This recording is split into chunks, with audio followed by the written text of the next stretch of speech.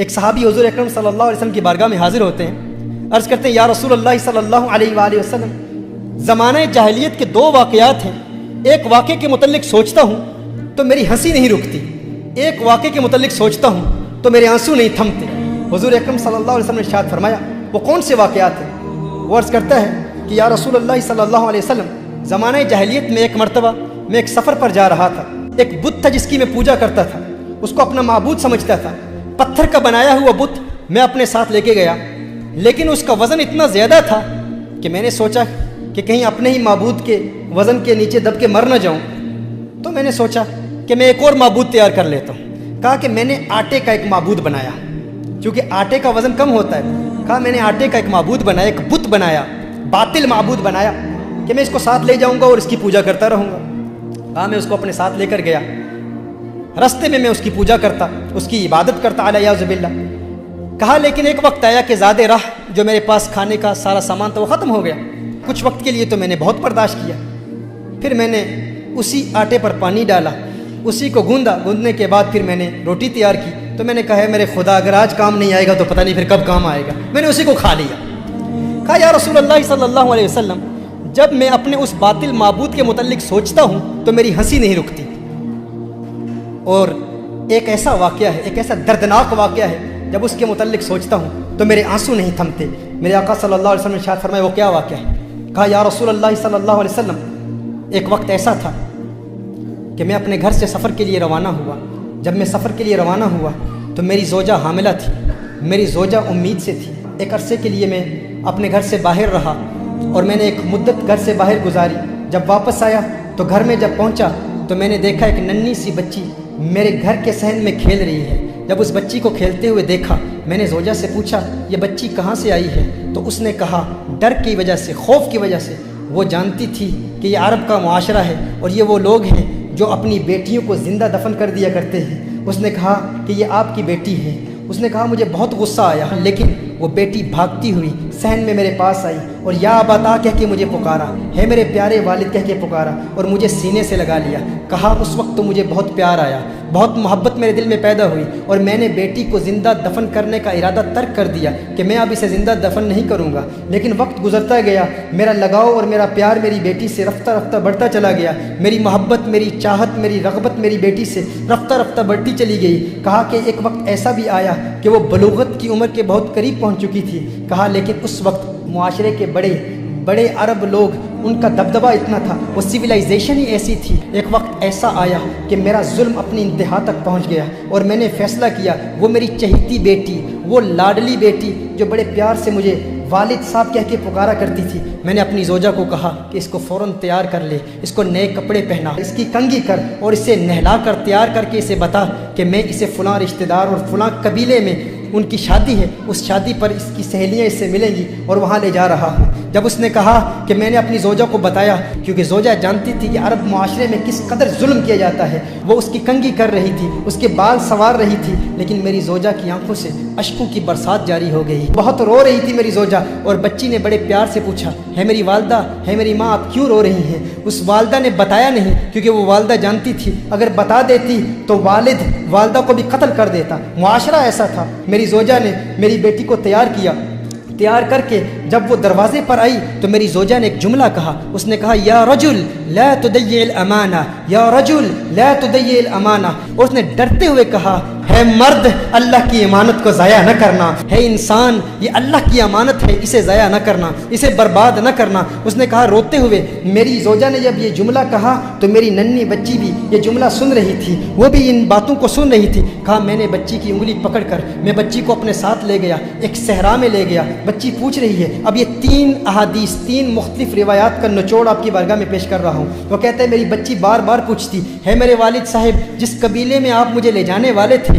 یہ رستہ اس قبیلے کو تو نہیں جاتا، آپ مجھے کہاں لے جا رہے ہیں؟ ایک روایت میں آیا کہ اس بچی نے کہا، اس نے کہا کہ میں نے بچی کو اٹھا لیا، بچی تھک گئی، تھوڑی دیر کے بعد وہ بچی خود کہتی ہے والد صاحب آپ تھکاوٹ تو محسوس نہیں کر رہے، آپ تھک تو نہیں گئے؟ کہا میں نے اپنی بچی سے کہا میں نہیں تھکا۔ بچی نے کہا نہیں آپ تھک گئے ہیں، اب میں آپ کے ساتھ چلوں گی۔ انگلی پکڑ کر اس بیٹی کو وہ والد اپنے ساتھ اس صحرا میں لے گئے۔ اب جب اس نے دیکھا کہ میں نے گڑھا کھودنا شروع کر دیا، میں نے وہاں پر ایک گڑھا کھودا تو بچی کہہ رہی ہے میرے بابا جان یہ گڑھا کیوں کھود رہے ہیں؟ ایک روایت میں آتا ہے کہ جب بچی نے دیکھا کہ والد صاحب کا پسینہ نکل رہا ہے تو وہ بچی خود اپنے کپڑوں سے والد صاحب کا پسینہ پہنچ رہی ہے کہ میرے والد کو تکلیف نہ ہو۔ جب والد کی تکلیف دیکھی تو وہ بچی بھاگ کر آتی ہے اور خود گڑھا کھودنے میں مدد کر رہی ہے۔ کہا لیکن میرا دل پتھرا چکا تھا، میں پتھر دل ہو چکا تھا، اور زمانے کا، معاشرے کا رعب اور دبدبہ اور فکر اس قدر لاحق تھی کہ میں نے اپنے بچی کو اٹھا کے اس گڑھے میں پھینک دیا۔ جب بچی کو گڑھے میں پھینکا تو ریت میں نے بچی پر ڈالنا شروع کر دی۔ ایک روایت میں آتا ہے کہ بچی نے والد کا ہاتھ پکڑ لیا،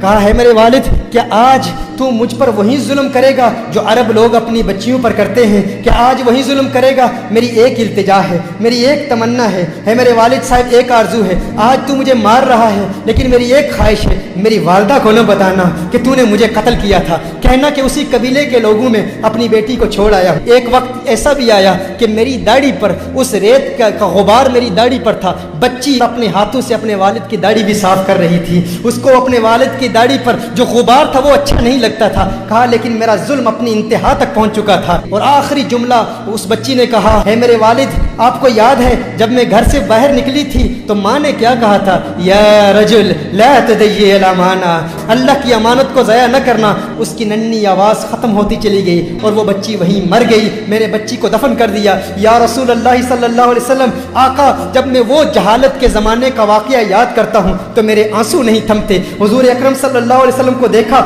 تو حضور اکرم صلی اللہ علیہ وسلم کے ساتھ حضرت فاطمہ الزہرا رضی اللہ تعالی عنہا موجود ہیں۔ میرے آقا نے فوراً فاطمہ الزہرا کو سینے سے لگا لیا، سینے سے لگا لیا۔ میرے آقا کی آنکھوں سے اشکوں کی برسات جاری ہوگی۔ ہم تو اپنی بیٹیوں سے پیار کیا کرتے ہیں۔ میرے آقا نے فرمایا ہے ظالم انسان، اگر زمانہ جاہلیت کے گناہوں کی وجہ سے اور ظلم کی وجہ سے اللہ مجھے آج کسی سے بدلہ لینے کی اجازت دیتا تو سب سے پہلے تجھ ظالم سے بدلہ لیتا۔ محترمہ حبہ، اپنی بیٹیوں کو بتائیں کہ حضور اکرم صلی اللہ علیہ وسلم نے ان بیٹیوں کو جینے کا حق دیا ہے۔ میرے آقا صلی اللہ علیہ وسلم نے ان بچیوں کو وہ مقام دیا ہے۔ کیا مقام دیا ہے، کیا مرتبہ دیا ہے؟ رسالت میں آپ صلی اللہ علیہ وآلہ وسلم ارشاد فرماتے ہیں جب کسی کے ہاں لڑکی پیدا ہوتی ہے تو اللہ تعالیٰ اس کے گھر فرشتوں کو بھیجتا ہے۔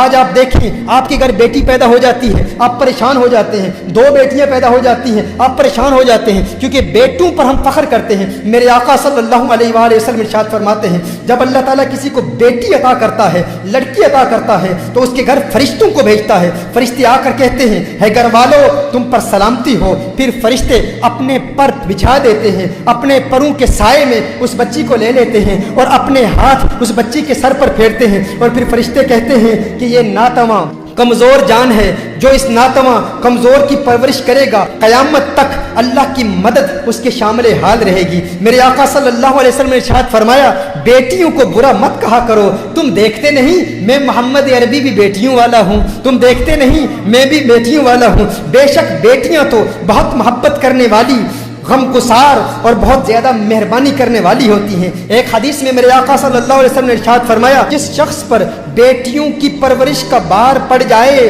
اور وہ ان کے ساتھ حسن سلوک کرے تو اس کے لیے جہنم سے روک بن جاتی ہیں، بیٹیاں اسے جہنم میں داخل نہیں ہونی دیتی۔ یہ بیٹیوں کا مقام ہے، کس نے دیا؟ میرے آقا صلی اللہ علیہ وآلہ وسلم نے دیا۔ حضرت انس رضی اللہ تعالیٰ عنہ روایت فرماتے ہیں نبی کریم صلی اللہ علیہ وسلم نے ارشاد فرمایا جو شخص دو لڑکیوں کی پرورش کرتا ہے، جو شخص دو لڑکیوں کی پرورش کرتا ہے یہاں تک کہ وہ بالغ ہو جائیں تو میرے آقا نے ارشاد فرمایا جنت میں میرے ساتھ وہ یوں ہوگا جیسے یہ دو انگلیاں ملی ہوئی ہیں۔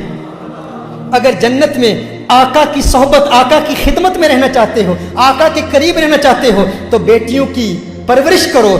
شارحین فرماتے ہیں حضور نے دو لڑکیاں فرمایا، دو بیٹیاں نہیں، یعنی اگر کوئی دو بیٹیوں کی پرورش کرے یا دو بہنوں کی پرورش کرے اور شریعت مطہرہ کے مطابق کرے اور وہ ان کی آنکھوں کے سامنے بالغ ہو جائیں، ان کے حقوق ادا کرے تو جنت میں وہ حضور اکرم صلی اللہ علیہ وسلم کے ساتھ ہوگا۔ یہ مقام میرے آقا صلی اللہ علیہ وآلہ وسلم نے عورت کو دیا۔